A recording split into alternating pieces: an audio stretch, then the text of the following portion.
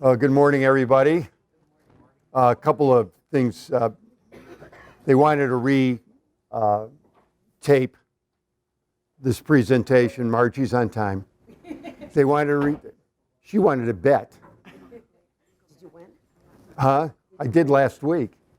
They wanted to retape this because the audio was not very good on it, so they wanted to have it done.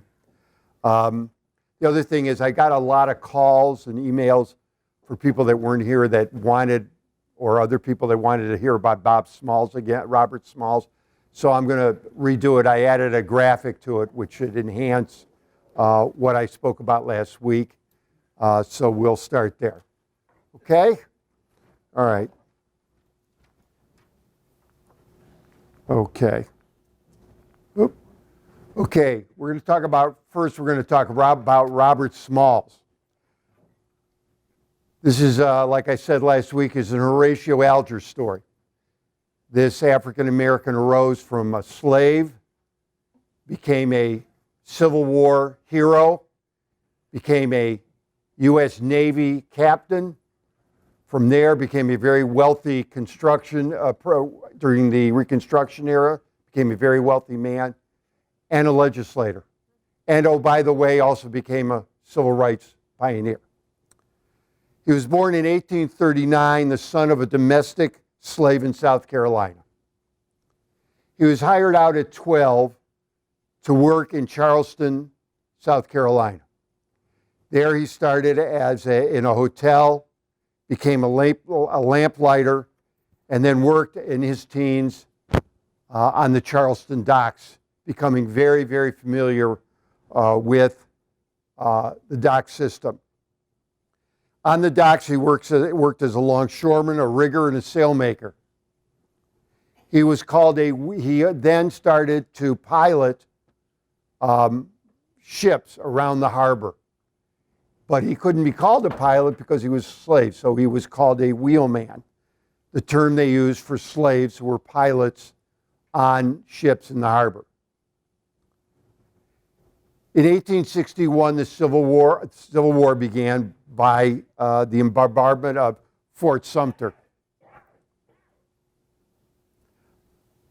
In the same year, he was assigned to a ship called the CSS Planter, a Confederate troop transport.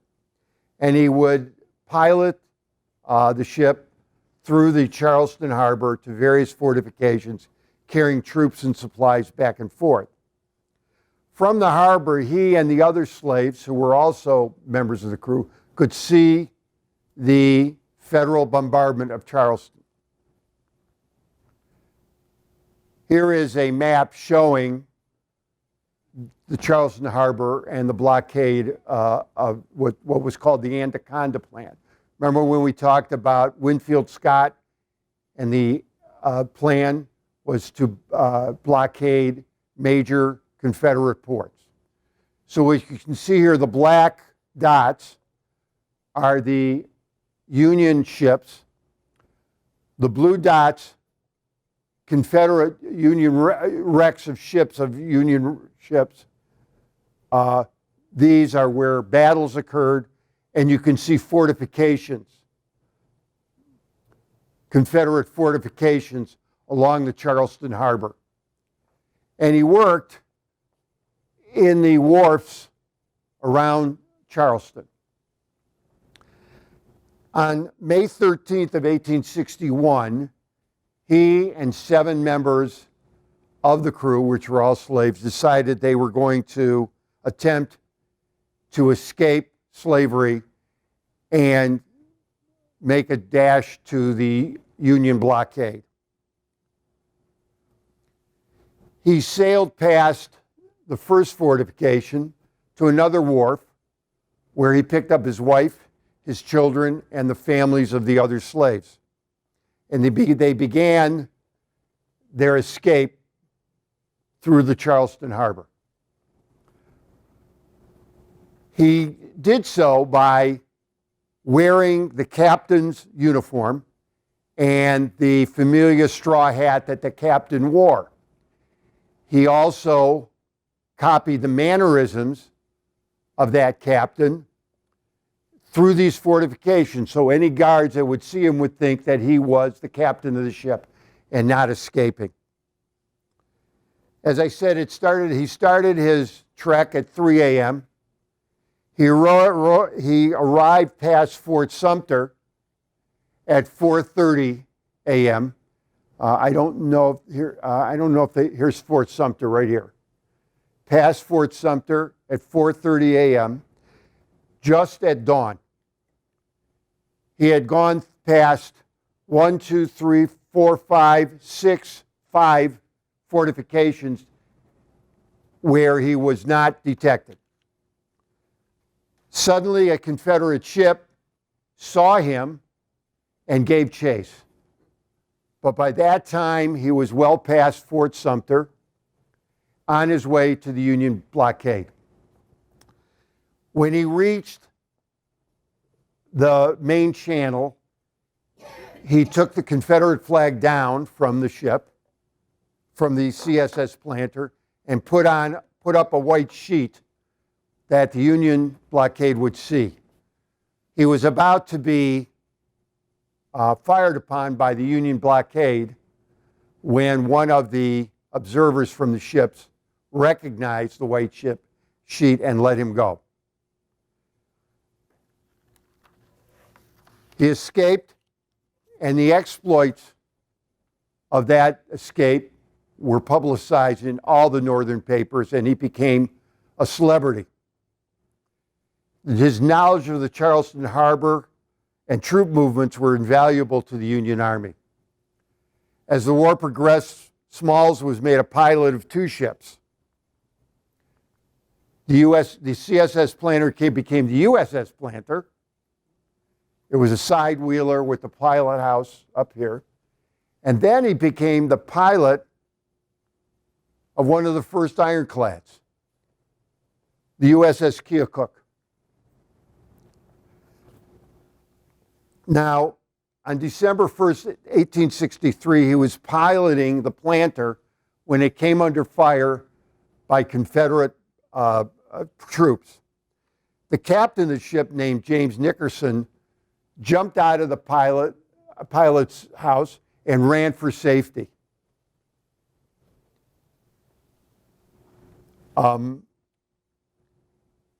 Smalls wouldn't surrender because at the time, if slaves were found on ships, Union ships, they were summarily killed by Confederate soldiers with no trial whatsoever. He jumped into the pilot house and steered the ship out of danger. For that, he was promoted to captain of the Planter, becoming the first African-American naval officer in U.S. history. At the end of the war, he was so well known, he was asked to be an unofficial delegate to the Republican National Convention in Baltimore. After the convention, he piloted the Planter to Philadelphia, where he took part in a program to raise money to educate former slaves. Prior to and during the Civil War, he could not read or write. All this that he did was done not being able to read, not being able to write. And through this program, he became literate, and he learned how to read and write. As if this wasn't enough, in 1864, he was riding on in Philadelphia on a streetcar. And what was convention of the day and the laws of the day, if the streetcar was filled and the white passenger wanted to sit down, a black, had to get up, give up his seat. Well, Smalls was infuriated. A white person got on the streetcar, demanded that he get up, and he was embarrassed and thought, how could you do this to a war hero? And through influences that he had due to his notoriety, there was legislation passed that integrated public transportation in Pennsylvania. So now, not only was he a slave, a Civil War hero, a Civil War naval officer, but he was now a civil rights pioneer. Okay? Now, as if that wasn't enough, after the war, he became a very successful and wealthy entrepreneur investing in Reconstruction in the South. In 1874, he was elected to the U.S. House of Representatives. Okay? He served from 1884 to 1887, and he was a member of the U.S. Congress in the 44th, 45th, 47th, and 49th U.S. Congress. South Carolina, from the 7th District of Carolina, in the South. Well, you got to understand during Reconstruction, but in the South. What this man achieved, being an African American, during and after the Civil War is just unprecedented. So let me summarize some of the things. He was the most significant black participant in the Civil War. He was the first black captain of a U.S. vessel. He was a South Carolina state legislator. He was a major general in the South Carolina militia. I didn't mention that, like he had nothing else to do. He was a 5-term U.S. congressman.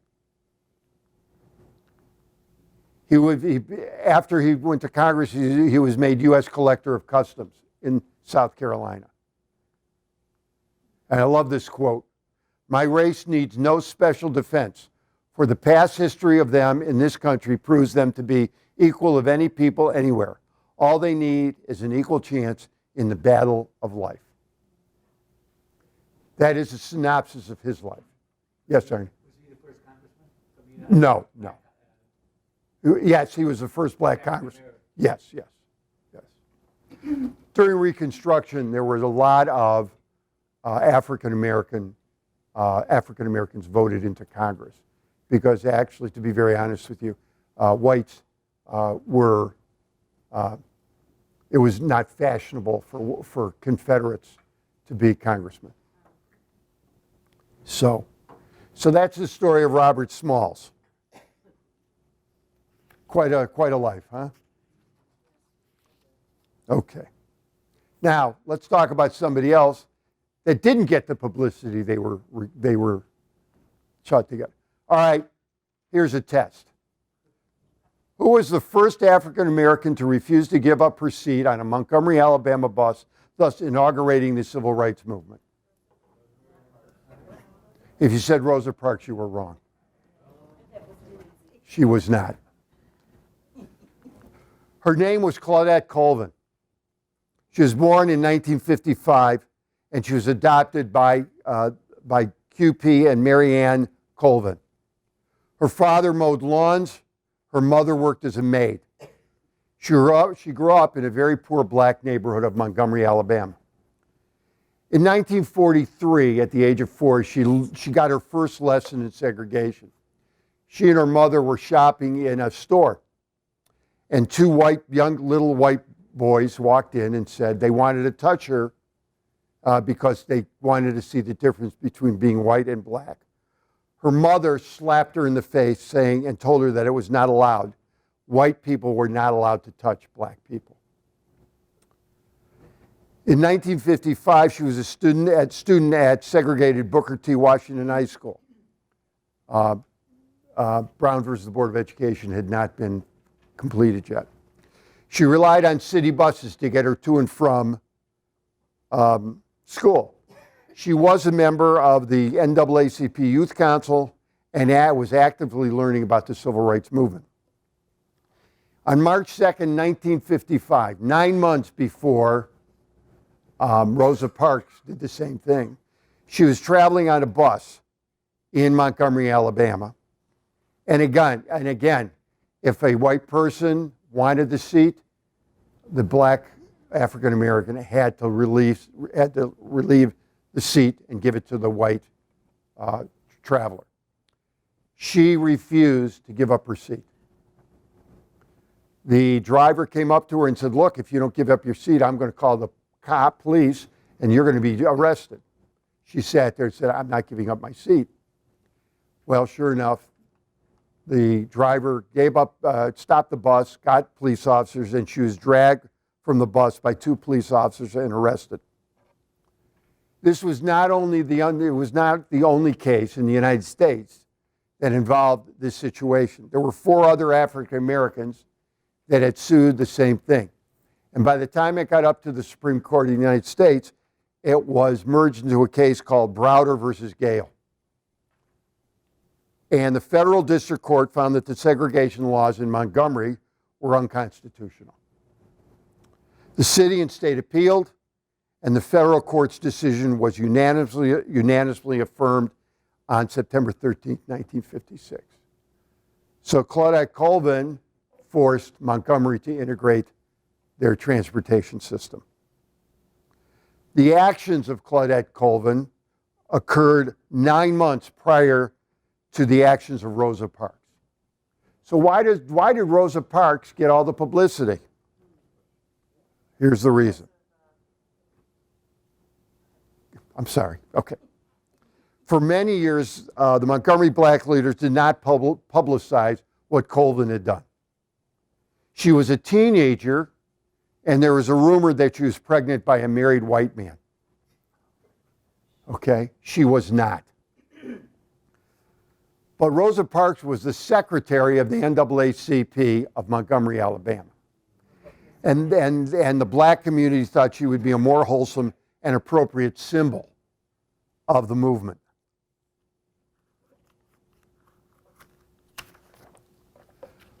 In addition, Colvin's mother told her to keep her mouth shut because she was afraid of repercussions from the white community. Okay? Eventually, Colvin moved to New York and was unable, because she was unable to find work in Montgomery because of the publicity over what she had done. She moved to New York and she worked as a nurse's aide for 35 years, but she never received the recognition she deserved. While Rosa Parks is celebrated for her refusal to bend to segregation, it was really Claudette Colvin who initiated the desegregation movement in Montgomery, Alabama. In 2016, the Smithsonian Institute and its National Museum of African American History and Culture were called out by the Colvin family because they never got the recognition they deserved. In fact, the museum has an entire section dedicated to Rosa Parks and has a small little plaque giving the Colvin the recognition she deserved. In fact, Colvin nor any member of her family were invited to the dedication ceremonies of the National Museum of African American History. They were not. They were never invited. This is the article. This is her when she was arrested. And this is Claudette Colvin today. So you can go and say it wasn't Rosa Parks who started it. Okay? Any questions? You know what? I was asked that question and I couldn't find anything to tell me whether she was or not. But she was born, what did I say? Born in 55. Oh, okay. She was born in 45. Yeah. So she's be how old today? 80. Okay, I don't know. This is the latest picture of her, though. Okay. See, I'm a lawyer that says, I don't know everything. Okay. Let's talk about let's talk about the remarkable Rebecca Lee Crumpler. Who was Rebecca Lee Crumpler? She was born in 1831, and she was born as Rebecca Davis in Christiana, Delaware. She was raised in Pennsylvania by an aunt who cared for infirmed neighbors. In fact, her aunt was considered the doctor of the community. There were no doctors, white doctors, that would take care of black citizens at that time. She attended school in Massachusetts and was considered a special student in mathematics. After graduation, she moved to Charleston, Massachusetts. She was employed in Cambridge, Massachusetts for 8 years until she was accepted into the New England Female Medical College in 1860. At the time, there were 54,543 physicians in the U.S., 300 were women, and none were African American. She graduated in 1864, and the Board of Trustees named her Doctor of Medicine, making her the first African American woman to be a doctor in the United States. She first practiced medicine in Boston, Massachusetts, serving primarily poor African American women and children. After the Civil War, she moved to Richmond, Virginia, where she worked in the Freedom Bureau that provided medical care for ex-slaves. While there, she was snubbed by fellow doctors. Pharmacists would not fill her prescriptions. In 1883, she published a book called Book of Medical Discourses from notes she took during her course of medical career as the first African-American female doctor in the U.S. Her legacy includes the Rebecca Lee Society, one of the first medical societies for African-American women that was named in her honor. Here she is after graduation. She was the first African-American woman to become a doctor in the United States. And there's her treatise. She was the first African-American to author a medical treatise in the United States, man or woman. Quite a life. Rebecca Crumpler, first African-American female doctor in the United States. Incidentally, if you have questions, just raise your hand. So what did she do? They wouldn't fill her prescriptions. Well, she found people but there were pharmacists, there were doctors that would shun her, there were doctors that wouldn't fill, but she did eventually find pharmacists that would fill her prescriptions. Or she'd ask a white physician that was sympathetic to get the prescription filled. Okay. Any other questions?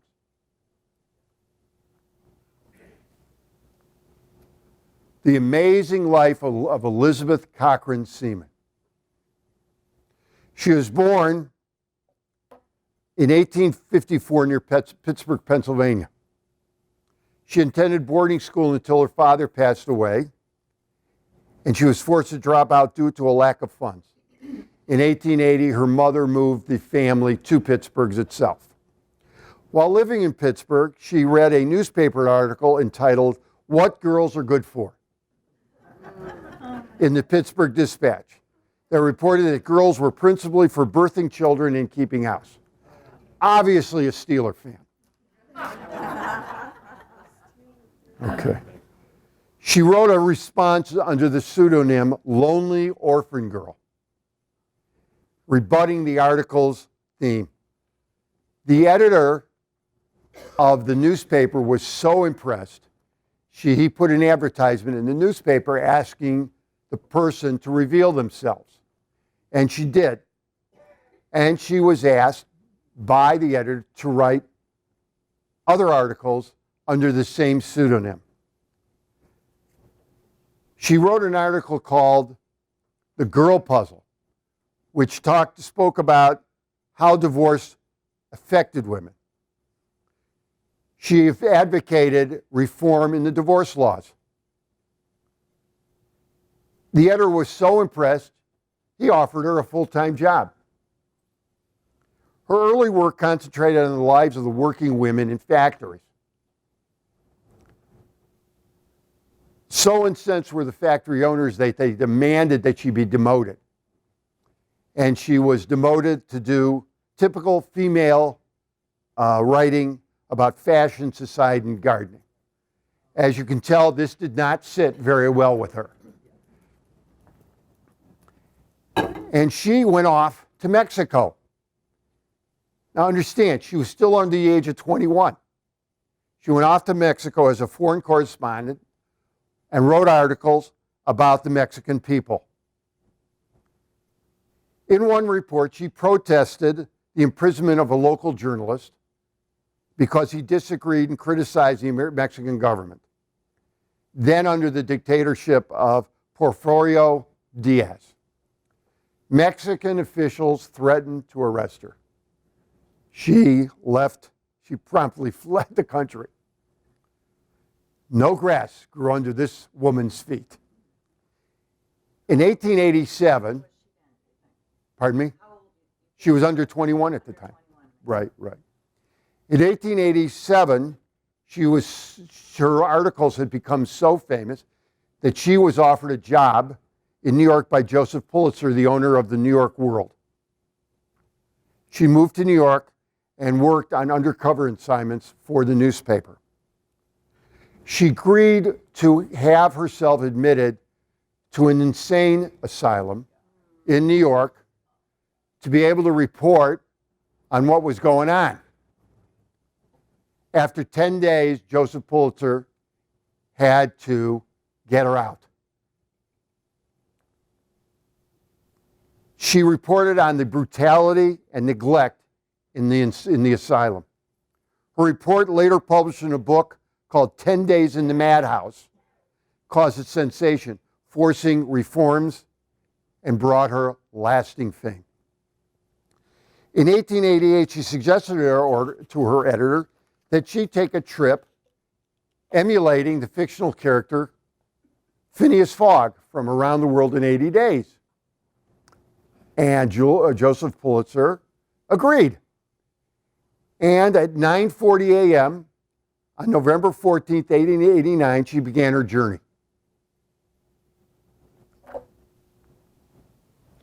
She went from New York, there's her route. She returned to New York on January 25th, 1890 at 3:31 p.m., completing the journey in 75 days, 5 days less than the Jules Verne novel. During her trip, she rode on ships, trains, rickshaws, sampans, horses, donkeys through Europe, Egypt, modern-day Sri Lanka, Singapore, Hong Kong, and then back to the United States. She went, here's her trip. Okay? Around the world in 75 days. She started from New York City. Yes? We'll find out. As if being a world-renowned reporter, I hate people that, there's one in every crowd. As if being a world-renowned reporter and writer wasn't enough, she was an inventor and an industrialist. She received 2 patents and for some time was one of the major women industrialists in the country. Her inventions introduced non-leak seal drums for the transport of oil and milk. Can you believe it? Before her time, oil was transported in wooden barrels. Boy, the environmentalists would have fun today, wouldn't they? Okay. This is her patent for an improved milk can. It was a steel can instead of, and there's her patent for an oil drum. Very, very wealthy, major industrialist of the time. Back to journalism, she was the first woman journalist and one of the first foreign journalists to visit a war zone in World War I. And typical of her, she was even arrested when she was mistaken as a spy by the British because she was a woman. Meet Elizabeth Cochran Seaman, better known as Nellie Bly. This is the pseudonym. Back in the 1890s, women always wrote their articles using pseudonyms instead of their real names. Why, I don't know. Yes? Did you, as you were reading about her, did you figure out in engineering to do the two cans? She was just an inventive person. She was always curious, but she's quite the all-around town. Okay. Here are the books. These are both bestsellers. The original cover, Around the World with Nellie Bly, and the original cover of 10 Days in the Madhouse. They were both bestseller. She became a world-renowned writer. Do you know where her house is, Bob? No. What? Yes, Bob. Financer, Pulitzer, did he finance his trip? Yes. So everything came through him. Oh, yeah. In fact, he ran a big contest where people predicted that play time and time and date she would return, and the winner got a free trip to Europe. Yeah. I mean, he followed her. The trip was documented in the newspaper every day. There were transmissions every day about her trip. Okay? She's a heck of a researcher to be able to figure out how to get around the world. Well, that's why it took them a year they had to set all this up. They had to set, She didn't start, unlike Phineas Fogg, she did not start her with a balloon. No. Okay. Any other questions? Okay, let's do a quickie. See if you can figure this one out. She was born Lucille Fay LeSueur.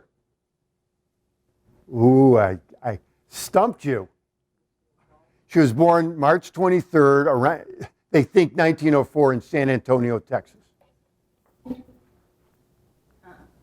After a successful screen test, she was signed by MGM for $75 a week.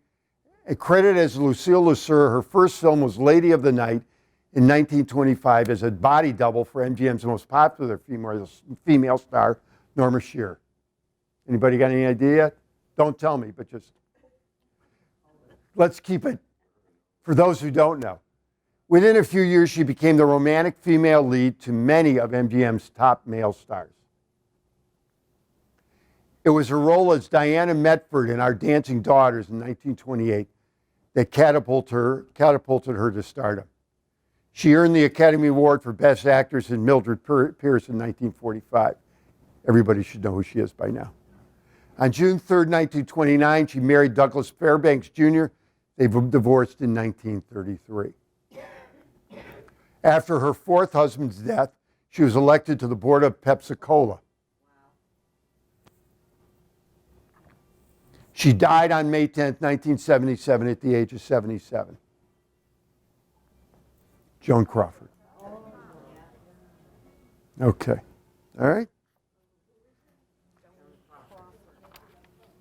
Okay. Now here's a expanded quickie because I thought this would be fun. The life of Henry McCarty.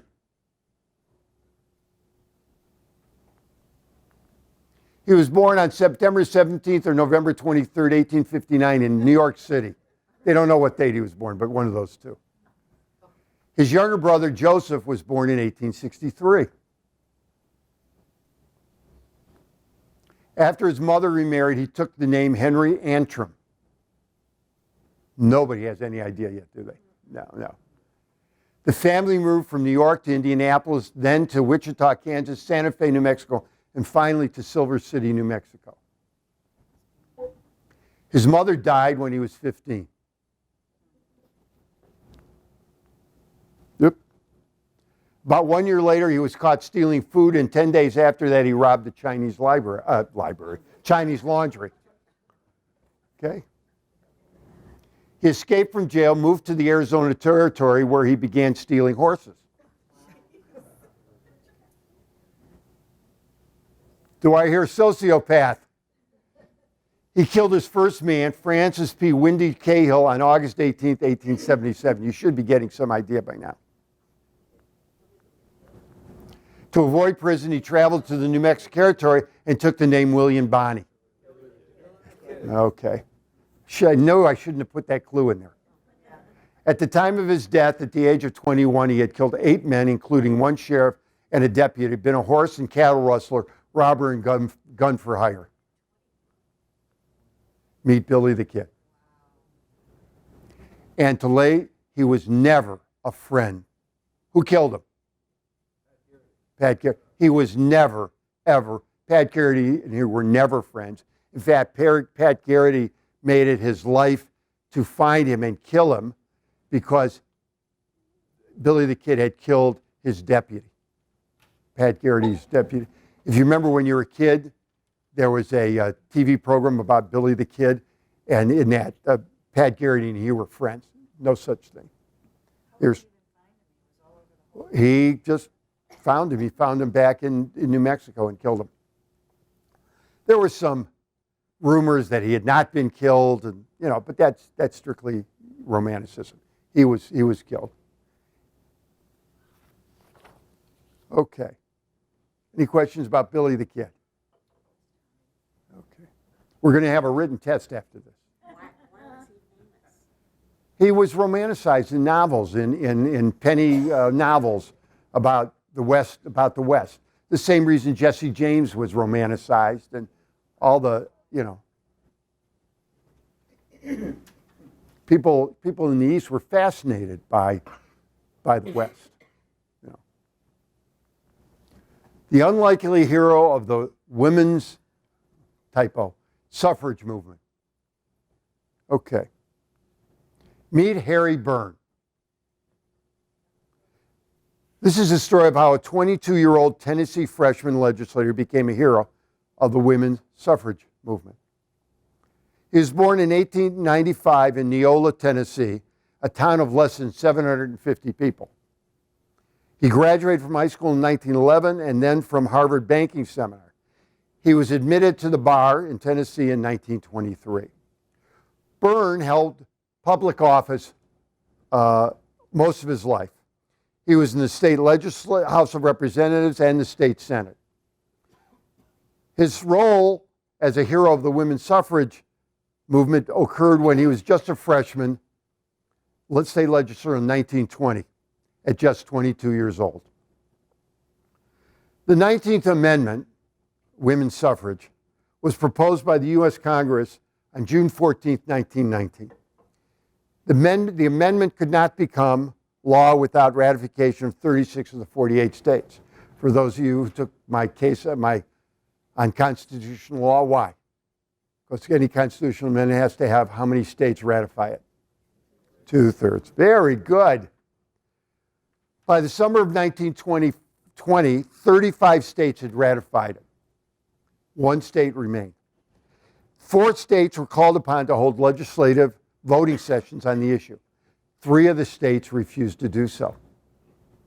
Only Tennessee agreed to have a special session to vote on it. And the vote occurred in August of 1920. Byrne had originally told everyone he was going to vote nay. After much debate and argument, the vote was 48 to 48. 48 for, 48 against. Byrne's vote broke the tie in favor of the amendment. Why did he change his vote? Prior to that day, he received a letter from his mother. Dear son, hooray and vote for the suffrage. Don't keep them in doubt. I noticed some of the speeches against. They were bitter. I've been watching to see how you stood, but have not noticed anything yet. Don't forget to be a good boy and help Mrs. Cat put the rat in ratification. Your mother. So she's the hero. Well, wait. In explaining his vote, he entered a statement in the House Journal the next day. And this is part of what he put in the journal. I knew that a mother's advice is always safest for a boy to follow, and my mother wanted me to vote for ratification. So that's how Harry Byrne became the hero. 49-48, Tennessee ratified the constitutional amendment, and suffrage was ratified. There's also a story about what happened after he voted in favor of ratification. He was chased by anti-suffragists. He was chased through the Tennessee Legislative Hall and was forced to conceal himself until everything calmed down. Incidentally, Harry Byrne became a very, very successful attorney in his hometown, became a very influential legislator in the state legislations. Okay, but Harry Byrne at 22 allowed all of you to vote. Okay, any question about Harry Byrne? Okay, the last one today, we're going to talk about who was the first female self-made millionaire. When we think of women millionaires, we think of Alice Walton, we think of Lauren Powell, who's the widow of Steve Jobs. We think of Jacqueline Mars, who's the granddaughter of the founder of the Mars Candy Company. And about self-made millionaires, first thing that comes to mind is Oprah Winfrey, that she was the first female self-made millionaire, but that's not true. The first one was Sarah Breedlove. Right. You're not supposed to read before you come in here. Okay. She's really famous. She was born in 1867 near Delta, Louisiana. She was one of 6 children. After her parents died, she moved to Vicksburg and at the age of 10 worked as a domestic. In 1888, she and her daughter moved to St. Louis, where three of her brothers lived.